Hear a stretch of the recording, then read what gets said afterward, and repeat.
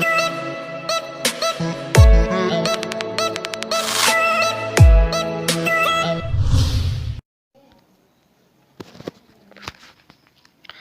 Guys, welcome back my YouTube channel MSCC Sameli. मैं Sudarshan sir आज कक्षा 12th का हिस्ट्री का 50 ऑब्जेक्टिव लेके आया हूँ, जो 1 से 4 अध्याय तक है। तो आशा है कि आप लोग इस 50 ऑब्जेक्टिव को अच्छी तरह से याद रखेंगे। मुझे 100% विश्वास है कि इससे बाहर एग्जाम में आने वाले नहीं है। तो शुरू करते हैं बिना वक्त गवाए। तो पहला सवाल है, बौद्ध धर्म के त्रिरत्न है। तो बुद्ध, धम्म, संघ, सभी। तो इसका क्या हो जाएगा? सभी। क्या हो जाएगा? सभी। ठीक है। अगला क्वेश्चन है, ऋग्वेद में शिव को क्या कहा जाता है? तो क्या कहा जाता है? तो ये ऑप्शन होगा इसका डी, रुद्र। तीसरा नंबर क्वेश्चन है, महावीर स्वामी जैन धर्म के महावीर स्वामी जैन धर्म के देश तीर्थकार थे। तो लास्ट है महावीर, तो ये हो जाएगा 24वां। अगला है, हीनयान एवं महायान संप्रदाय किस धर्म से संबंधित है? तो इसका आंसर हो जाएगा आपके सामने है बौद्ध धर्म। हीनयान महायान किससे है? बौद्ध धर्म से। अगला है, हीनयानी पुस्तकें किस भाषा में है? तो हीनयानी पुस्तकें किस भाषा में है? ये है आपका पाली भाषा में। ठीक है, कौन भाषा में? पाली भाषा में। अगला है, सांची मध्य प्रदेश के किस जिले में स्थित है? तो सांची मध्य प्रदेश के किस जिले में है? तो ये हो जाएगा रायसेन। किस जिले में? रायसेन। अगला है 6 नंबर क्वेश्चन है, पुराणों की संख्या कितनी है? पुराणों की संख्या आप लोग तो जानते ही 18 बी नंबर। ठीक है। अगला है, बौद्ध परंपरा में अशोक ने कितने स्तूप बनाए थे? तो ये कितने स्तूप होगा इसका? तो ये हो जाएगा आपका 84,000। कितना है? 84,000। अगला सवाल है, अगला सवाल आपके पास है, महात्मा बुद्ध का जन्म स्थान कहाँ है? तो महात्मा बुद्ध का जन्म स्थान कहाँ है? कपिलवस्तु। ठीक है। अगला क्वेश्चन है, गौतम बुद्ध की आयु कितनी थी? मतलब वो कितना साल जिंदा रहा? तो ये हो जाएगा 80 साल। कितना? 80 साल। अगला सवाल है, दिगंबर एवं श्वेतांबर किससे संबंधित है? तो किससे संबंधित है? ये हो जाएगा आपका महावीर से। अगला है 11 नंबर, अश्वमेध यज्ञ कितना दिन तक चलता था? अश्वमेध, जैसे राम भगवान अश्वमेध यज्ञ कराया था ना, जिससे लव कुश से लड़ा था, वही है। ठीक है। तो ये कितना दिन हो जाएगा? अश्वमेध यज्ञ 3 दिन। कितना दिन चलता था? 3 दिन। 12 नंबर सवाल है, प्रथम बौद्ध संगीति का समय था। प्रथम बौद्ध संगीति का समय था, ये समय था आपका 483 ईसा पूर्व। ठीक है। अगला सवाल चलते हैं, अर्जुन देश के शिष्य थे। तो अर्जुन किसके थे शिष्य? तो ये आपका हो जाएगा ये द्रोणाचार्य के। ठीक है। गीता में कितना श्लोक है? तो गीता में कुल मिलाकर कितना श्लोक है गीता में? सिर्फ गीता की बात बोल रहे हैं। ठीक है, ध्यान दीजिए इसको। ठीक है। तो ये हो जाएगा आपका 700। ठीक है। चलते हैं अगला सवाल की ओर।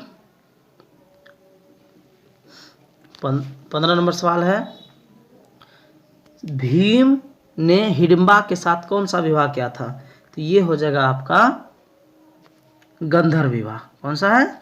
गंधर्व। अगला है, 28वें वेद व्यास थे। ठीक है। 16 का हो जाएगा आपका डी, कृष्ण द्वैपायन। ठीक है।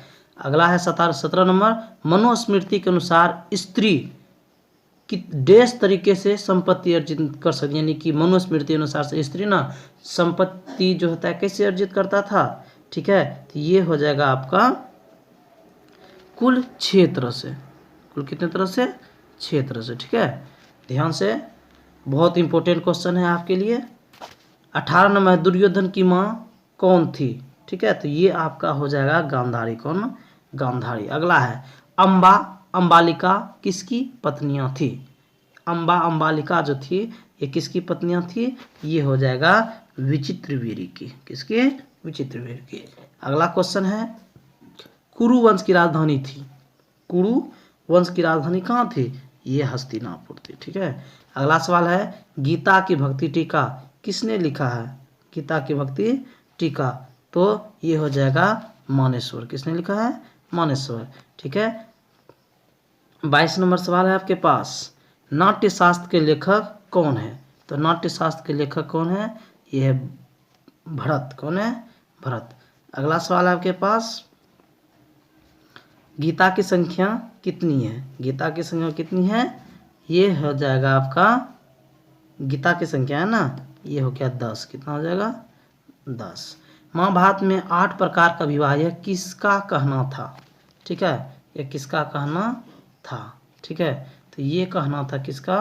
भीष्म पितामह का। किसका कहना था? भीष्म पितामह का। ठीक।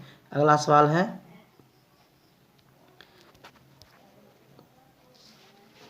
अगला सवाल आपके पास है जीवक वैद किस वंश के काल में था?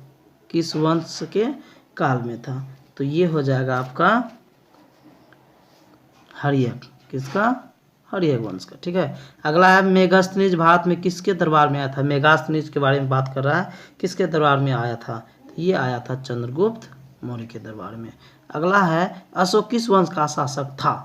अशोक के बारे में बोल रहा है। ठीक है, ये हो जाएगा आपका मौर्य वंश का। किसका? मौर्य वंश का। ठीक है। अगला क्वेश्चन है नवरत्न किस शासक के दरबार में रहते थे? ठीक है, नवरत्न किसके थे? विक्रमादित्य के। किसके? विक्रमादित्य के। अगला है यूरोप का समुद्रगुप्त कौन था? तो यूरोप का समुद्रगुप्त कौन था? तो ये था नेपोलियन। ठीक है। नेक्स्ट है 30 नंबर हर्यक वंश का संस्थापक था। तो ये कौन था? बिंबिसार। ठीक है। तो अगला क्वेश्चन की ओर चलते हैं। चलिए अब अगला सवाल है एरन का विष्णु मंदिर देश में है। तो ये क्या हो जाएगा? एरन का, तो ये हो जाएगा आपका एरन में ही होगा। ठीक है, ये कहाँ है? एरन में ही है। ठीक। अगला क्वेश्चन की ओर चलते हैं मौर्य काल के टकसाल का प्रधान कौन होता था? ठीक है, तो ये होता था आपका लक्षणाध्यक्ष। कौन होता था? लक्षणाध्यक्ष। अगला है 510 ईस्वी में सती प्रथा के साक्ष्य वाला प्रथम विलेख कहाँ मिला है? ठीक है, बहुत इंपॉर्टेंट सवाल है। ठीक है, इसको ध्यान से देखिएगा। ये होगा एरन में मिला था। कहाँ मिला था? एरन में मिला था। ठीक है। अपने स्वयं के खर्चे से सुदर्शन झील की मरम्मत किसने कराई थी? ठीक है, तो ये किसने कराई थी? तो ये कराई थी रुद्रदमन ने। किसने? रुद्रदमन ने। ठीक है। अगला क्वेश्चन है कौन सा काल स्वर्ण युगीन काल है? ठीक है, ये कौन सा काल होगा? तो ये हो जाएगा आपका गुप्त काल को क्या कहा जाता है? स्वर्ण युग का काल। चलते उदयन किसका पोता था? तो ये हो जाएगा आपका ये बिंबिसार का। किसका? बिंबिसार का। नेक्स्ट क्वेश्चन की ओर चलते हैं। ठीक है, अब नेक्स्ट क्वेश्चन में है आपका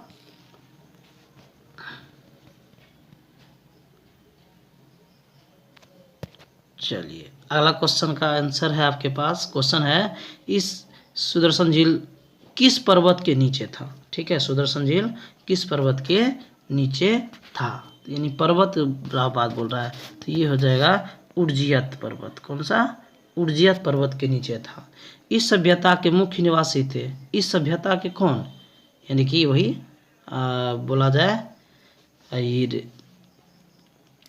मतलब इस सभ्यता में जो रहता था ना, इस सभ्यता के मुख्य निवासी था, उस समय की बात बोल रहा है।